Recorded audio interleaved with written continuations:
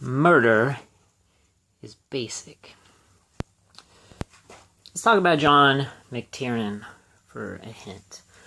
John McTiernan is a very famous director of action films. You probably know a lot of his films.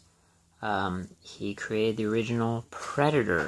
He created this Christmas classic. I remember when I was a small child, I saw this movie at the theater. It was probably the first rated R film I ever saw at a theater. I was in the front row watching it this. This is one of the first DVD steelbooks ever created that I remember.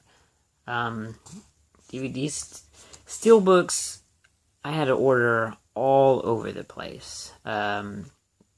Germany and Europe and stuff like that. America, it was a long time before we started getting steelbooks in. Appleseed was released in a steelbook case. The second Appleseed as well. Then it became like nothing. Like Best Buy has a full section of steelbooks, and now it's 4K and Blu-ray and stuff like that. That made me think. Yeah. I ordered, well, it doesn't matter. So John McTiernan went to jail. If you do, I don't know if you know this. He fought this thing forever. It was this wiretapping scandal. The FBI said he was lying to them. He went for almost a year. He was in prison. I mean, not jail, prison. And a lot of actors and directors like Brad Bird, director of Incredibles, Samuel Jackson, actor in Incredibles, and of course a couple of McTiernan's films like Die Hard with a Vengeance and Basic, which we'll be talking about. I'm going to do Die Hard with a Vengeance next. I think this might be too much to do one show. That XXX show was long. It was like 13 minutes long, so sorry about that. So, everybody, there's a lot of people coming to his side because it seemed like, wow, John McTiernan lies to the FBI and gets a year in jail. Kavanaugh lies, and he's going to be on the Supreme Court. Trump's still the president. I'm thinking the FBI does whatever the hell they want. Maybe they'll arrest me next. I don't want that. Don't do that. Nobody watches this show. Okay, so look at this boring case. Man, it was a long time ago. It was right, I swear it was right when I moved to Texas. I had ordered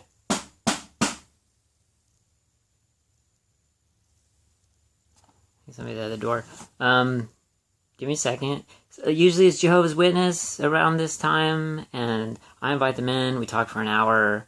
I talk about Buddhism. They talk about being Jehovah's Witness. They become Buddhist, even though I'm not even Buddhist. It's weird. So just give me a second.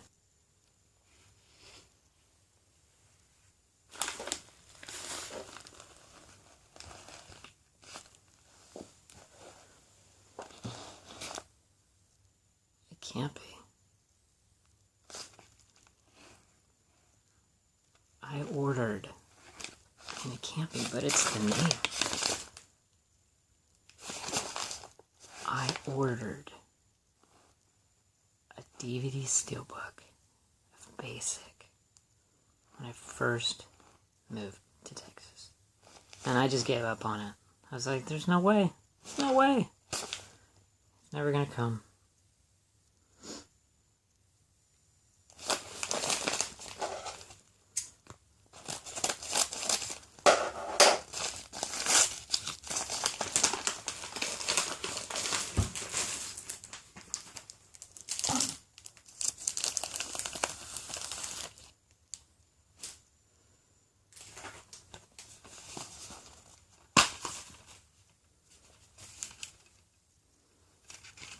2-disc. Oh my god. Well, that was much better than Jehovah's Witness. That's your note.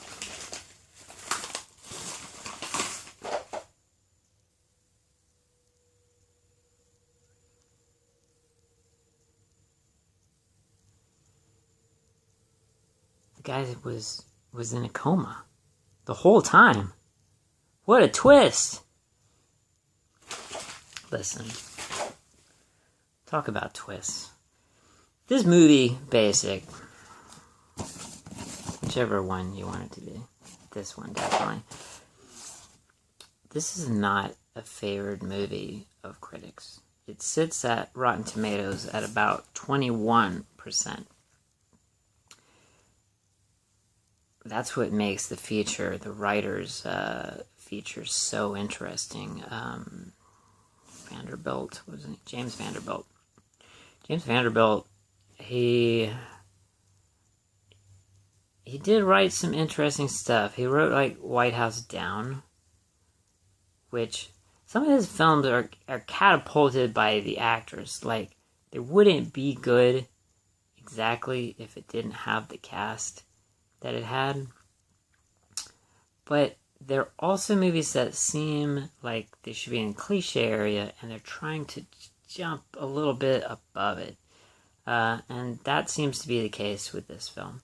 This is one of the... these actors, of course, were in Pulp Fiction long ago. And in the film, it doesn't seem like they're going to come together again.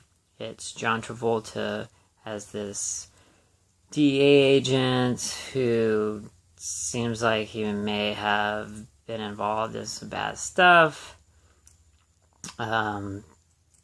People don't exactly trust him.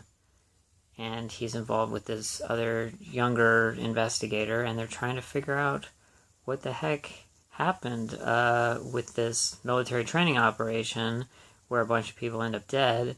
Ends up being slowly drugs start to come into it. And the biggest thing is this West, Samuel Jackson plays this really, like, intense, like, the scariest instructor you could imagine, in the military. Very tough on you. Throw your backpack down the hill if you don't climb fast enough. Hey, why don't you go get that? You're going to need that. But it was John Travolta's old, it was his lead when he was in the military. So, and they were all Rangers. That's what one of the guys requests. Ranger. I was a little late. Then we start to go back and forth with two stories of two different people. Everybody seems to be lying. And the story changes, and the story changes, and the story changes. This is where critics get mad. They're like, okay, well, so the first half an hour doesn't matter. Okay, so the next half an hour doesn't matter. Okay, so what matters in this film? In a way, though, I've watched this film more than I've watched most of his films. I'm sure I've watched this more than I've watched Pulp Fiction. It's actually one of my favorite things John Travolta ever did. And I like a lot of films of John Travolta that people don't seem to like. They don't care about some of the classics. Like, I don't care about Urban Cowboy or Disco, whatever. I like Bolt.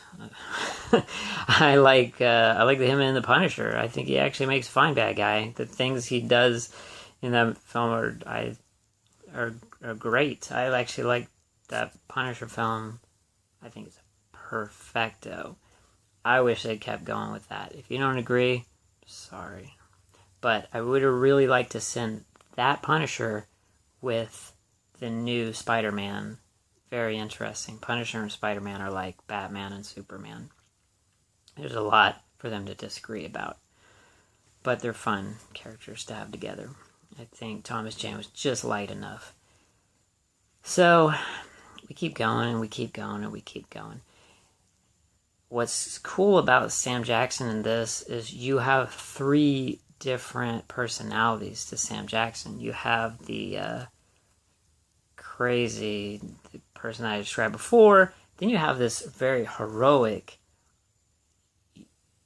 I know what was going on the whole time. He's got this amazing cape. He looks rad. When he starts taking down all of the people in the story, when he's on top of it, he knows exactly what he's doing. It's awesome. And then, spoiler, I don't care about spoilers in this show. If you didn't know that, I'm sorry. This movie is old. This movie is 15 years old. The steelbook is very, very old. Looks pretty shiny and new. So, Section 8 is a real thing. Section 8 has been this kind of like they're involved with the drug trade and they're bad and they're rogue people. No, it ends up they're actually just a small operation who are on the good side. This was not what the writer had written originally. It was John McTiernan who saved Samuel Jackson, just like he came to save him later on when he went to prison. He said, "You can't kill Sam Jackson. That is a righteous man. The audience will not like that. You cannot kill him." And maybe that's the reason why he dies in so many films and then comes right back. It's really nice at the end where he feels kind of like the way I've seen him in interviews. He seems like he's kind of playing himself. He's very at ease.